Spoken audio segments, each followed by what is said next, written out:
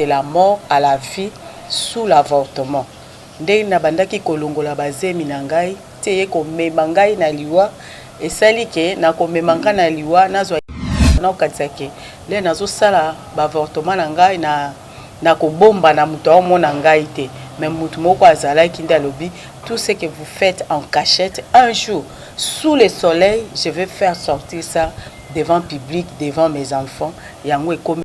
ndena esino mbali boso na sala ki avortement mbala mbale misato e kokoma na 6e avortement de emema nga na liwa na ba médecin ba yebike ngai naza normal mais na temps wana oyo bango bazolo bakebake ne kotika nga na morgue nde na temps wana oyo nza bana oyo bomi mukolo oyo kokufa kokuta bango kuna bazozela yo na lisusu ndenge nini soki muto akufila biso tokomaka que ton âme repose en paix biso nde tojijaka muto wana akufi atuli ngai awa yo oye awa tala yo oza en paix yo oza kaina konanga na ndenga mabete na ko ya na matanga na fandi nazotala nazo observer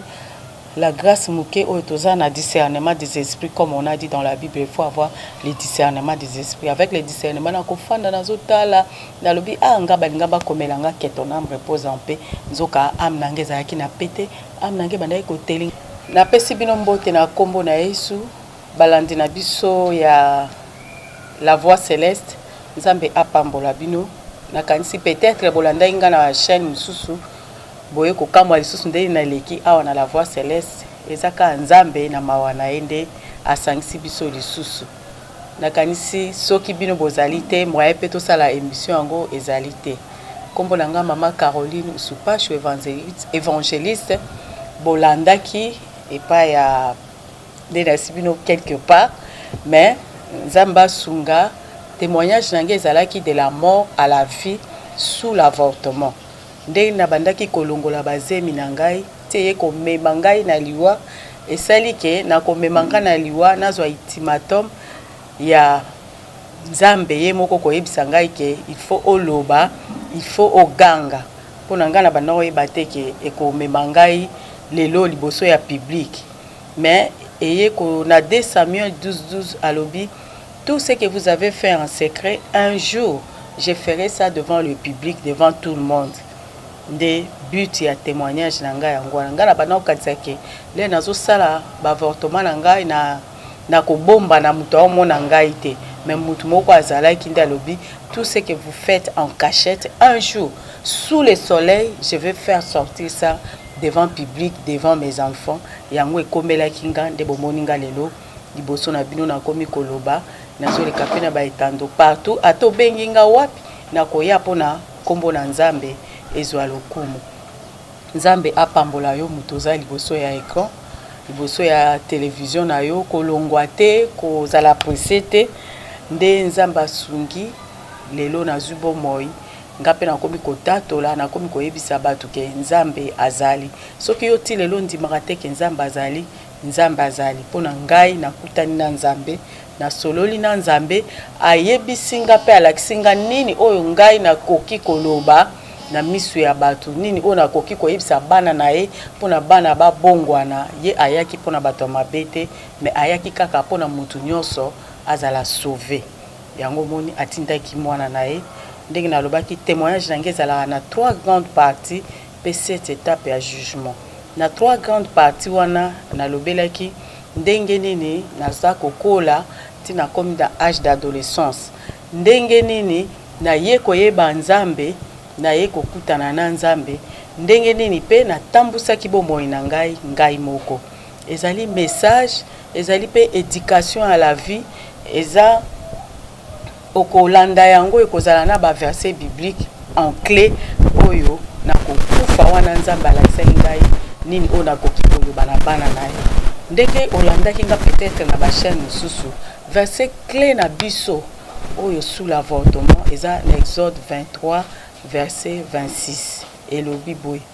aucun mwasi moko te na se na moi akoki kolongola zemi pe mwasi moko te akoki kosopa zemi soki olongoli zemi mikolo na yo ekoki kozala moke pe okufi okoki pe kokufa bamususu bazala ke kolongola zemi akufi bamususu oke kolongola zemi ndenge nga na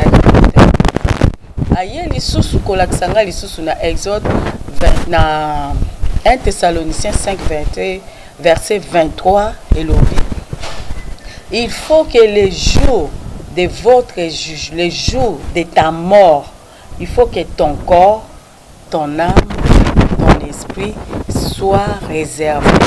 sans reproche les jours de l'événement de notre Seigneur Jésus-Christ. Donc, mokolo wana oya suka, l'air ebembe na biso elalaka.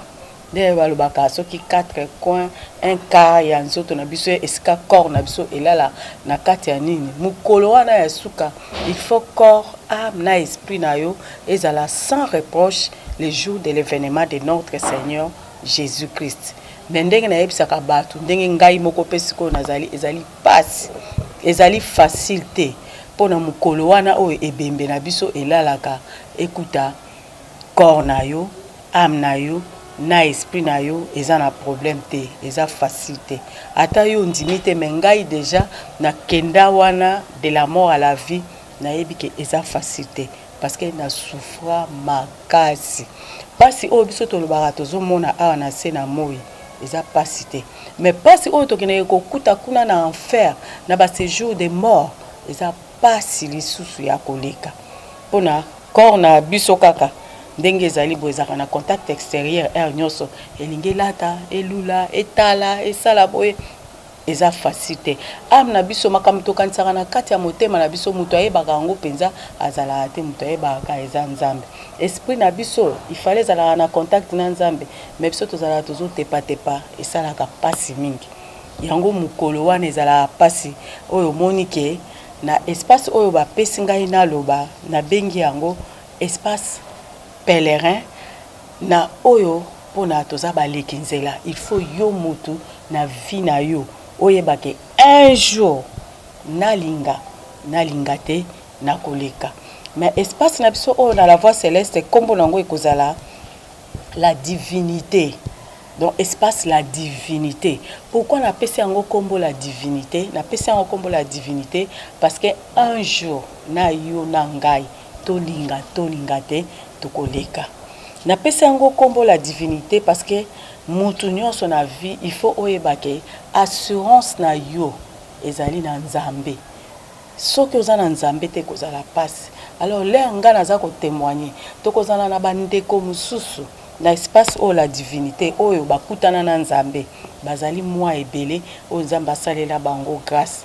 Là nga na ko témoigner là yanga ekosila tokoyamba lisusu frère Dieu merci ye akufa pe alamuka asali 3 jours. Les témoignages vrais parce que la police yebi quartier yebi ba chef de quartier ba yebi ba image ezali donc ndenge ngai na passé de la vie à la mort il a passé de la vie à la mort et à l'enfer akoyebisa yo nini amonaki na enfer nini amonaki yo na au-delà.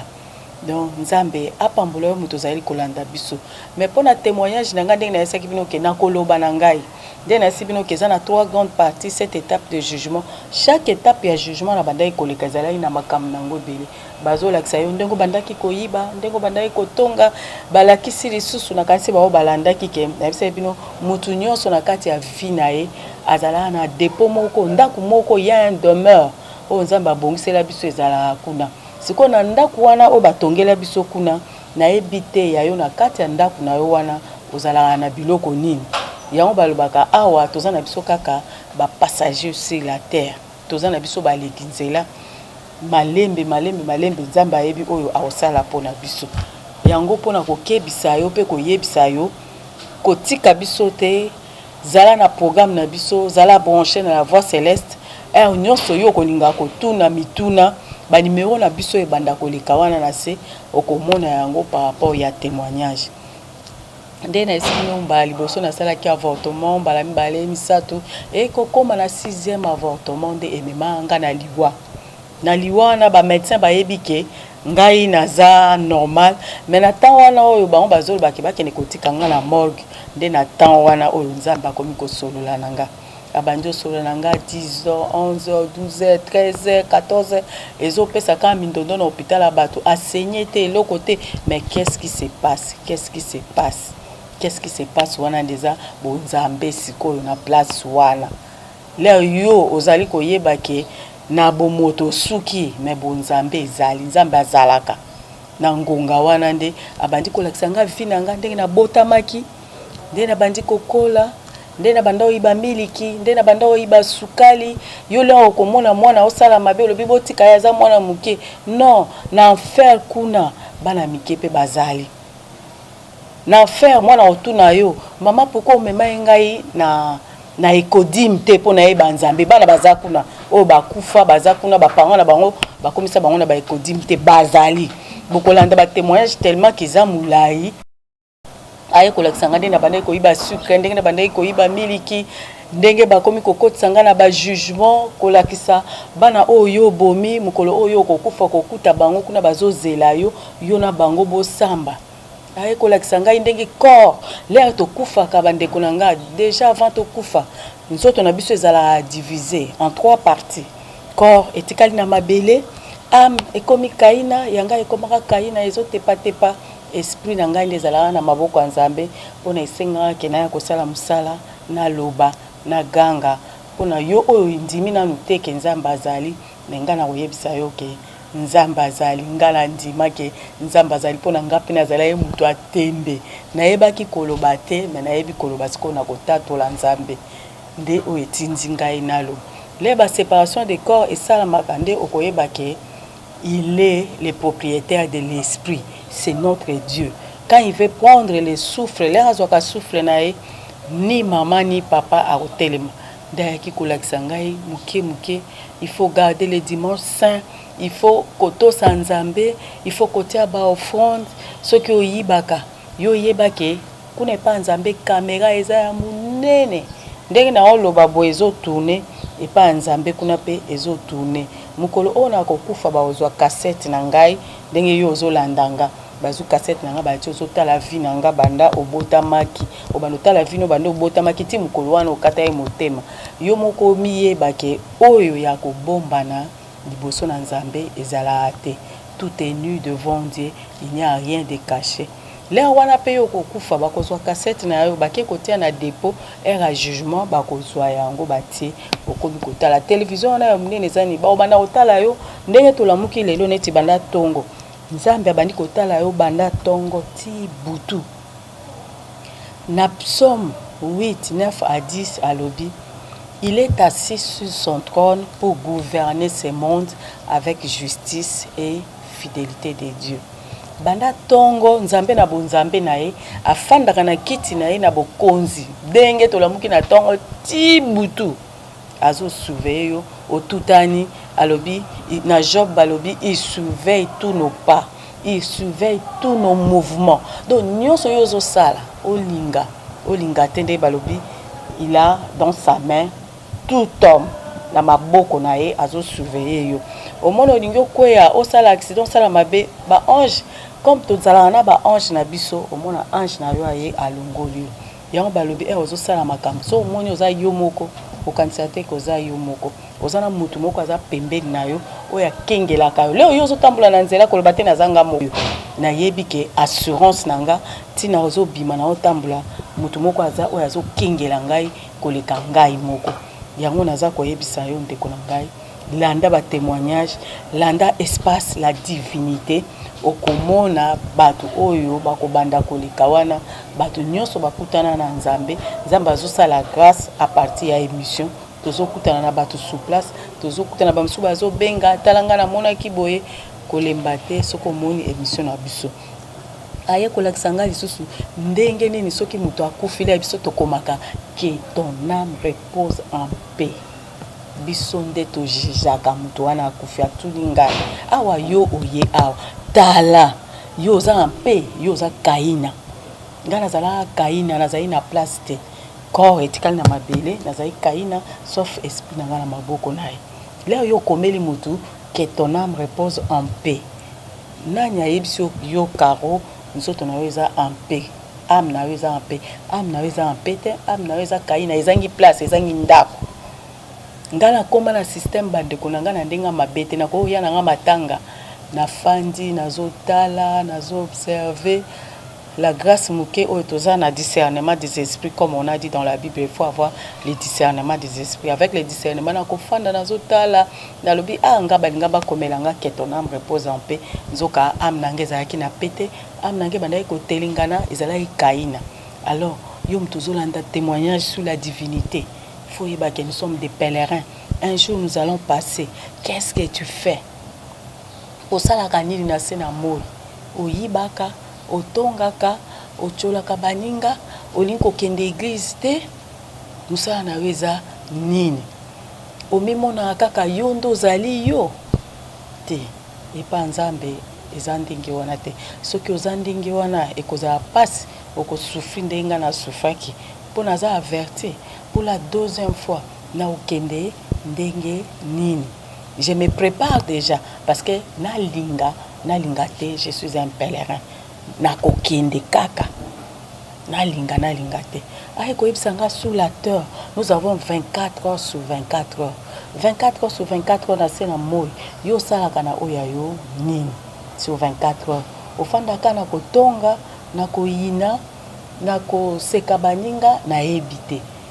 Alobi mutu na mutu azana 24 heures sur 24 heures. Nzambe azali na injustice te. Notre Dieu, c'était un Dieu qui considère tout le monde.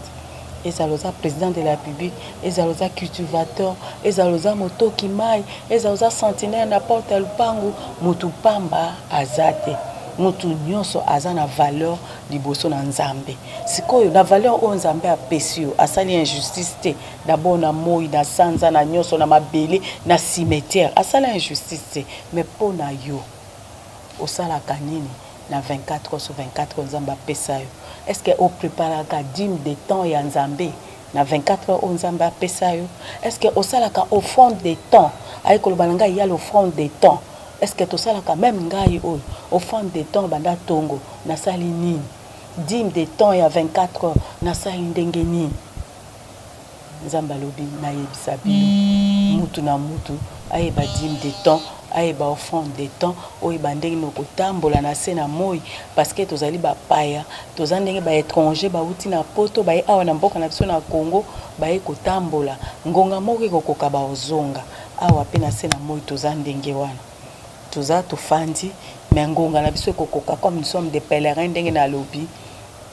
tokokende yango moni espace oyo na insister lisusu na pesi yango espace la divinité pona biso bato na se na moi toyebaka divinité ya bonzambe kaka soki muto akufi nde toyebaka munene ya Nzambe. Au contraire, c'est le contraire, c'est pas bien. Ezala teke ya muto akufi kaka nde toyebi Nzambe te. Banda koluka 24 heures sur 24 heures na sala kanango nini na divinité na bonzambe na ye na kotosa ye na nini pona yo lingo tosa Nzambe ka Nzambe akita to pasteur moko za pembeni na yo te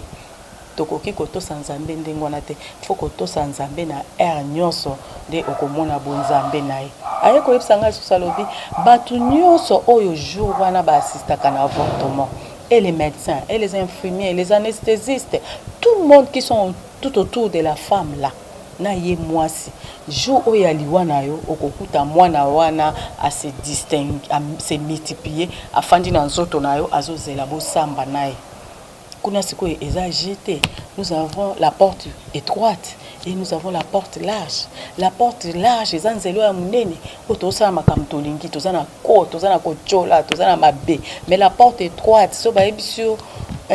mama zala boye sala boye okolinga te yo lingi kaka yo nde bamona yo wana okota na porte étroite te soko yebi dimanche te oyebi kotosa Nzambe te oyebi kotia offrande te oyebi kotosa mwana muke te oyebi kokozwa mutu na valeur na ye te eza passe ozwi jalousie otie liboso ozwi poison otie muninga ata mutu amoni te mais yo yebake Nzambe azali ko surveiller tous les trois tout est nu devant Dieu na enfer aye kolakisake chaque jour na enfer l'air tozala kuna tolelaka te toloba awa okobomba des péchés cachés mais epa ya Nzambe kuna péché caché nde bagangaka pitié na yibaki pitié na soki mosa bato pitié na tongaki là-bas on crie que des péchés cachés on ne crie pas ndenge awa tosalaka ozwi makambo ya lokuta obombi ozwi makambo malamu nde olobi en public te epa nzambe siko ezalaka le contraire kuna ezalaka na séjour de mort kuna ezalaka okomi koganga nayibaki natongaki nabomaki mutu ozolela ti jour ya jugement. Est-ce que jour wana ya jugement là-bas il y a beaucoup de demeures kuna bandako eza ebele batongela biso awa toza na bandako te ndenge kuna bandako eza kuna toza na bandako ebele mais bandako wana yo kokota na ndako nini awa na se na kati ya dépôt na ezalaka na biloko nini ezalaka na biloko ya kopola to ezalaka na biloko oyo ya bien soki eza na biloko ya bien obana kotonga mire na yo kuna obani kotonga yango na biloko ya bien emati engengi na kati mais soki eza na biloko ya bien te esalaka pasi sikoyo okomona ozaka koganga natongaki nzambe limbisanga natongaki nzambe nayinaki nzambe nasalaki boyo nzambe asunga yo na oyo yoki nzambe afortifie yo soki oza na baquestion ya kotuna problème eza te numéro eza wana na se sur l'espace la divinité numéro eza wana obengi tokorépondre numéro oya boîte mail ezali Facebook ezali le numéro de téléphone est là soko bengi toza wana pona bino toko répondre bino bandeko baza ebele o bakoya pe kotatola sous la divinité de Dieu yango moni na lobi kolinga te oyeba nzambe l'air ebembe elali ndo oyebi ke nzambe azalaka nzambe na biso aza nzambe akwado te linga oyeba nzambe l'air oza na bomoi kolinga te oyeba nzambe le okoti kuna na lieu de tourment là on continue à lier des tourments pour pardon et ça l'a été qu'on est à jugement on a jugement alors jugement na yo et que côté ça on a lola to au côté quand la libanda lola ok na séjour de mort peut jugement exalité balobi Jésus Christ est venu pour nous sauver et nous donner la vie éternelle le repos la paix mais biso toni continue à Jésus te beaucoup d'entre les témoignages me sont beaucoup yokaké pour la kokota na lola il y a un visa il y a un passeport c'est quoi yo ce qu'on dit mais lié ce comme mokozi mobikisité ozwa visa wapi okozwa pour na n'importe où avant okota ba osenga yo visa ba oyebso pesa biso passeport na yo passeport na yo ezani nzambe asunga yo nzambe apambola yo mutu olandi espace la divinité nzambe apambola mutu apesi biso espace akanisela ye abakisela ye ata moko na oyo azangi na vie na ye oyo azangi ya makasi koleka pona etando mobimba mokili mobimba babanda kolanda témoignage pona balobi aller jusqu'à l'extrémité de la terre tokokende ndenge nini tosala ndenge nini mais nzambe ya mawakaka ye moko apesi bandeko mosusu mayele basali ketoleka nzambe apambola bino ba oyo bolandi biso pona journée ya lelo ezali ya sukate programme na biso ezali na la voix céleste sok botuni ba ko pesa bino programme mokolo nini espace la divinité e ko banda koleka pona kotatola munene na nzambe pona kolakisa bino bonzambe ye moko nzambe azali nani nzambe alobaka nini pona biso batu tosala nini pona tokota na bokonzi bwa likolo nzambe apambola bino batu bolandi biso lokumu mpe kembo ezonga epai na bino merci.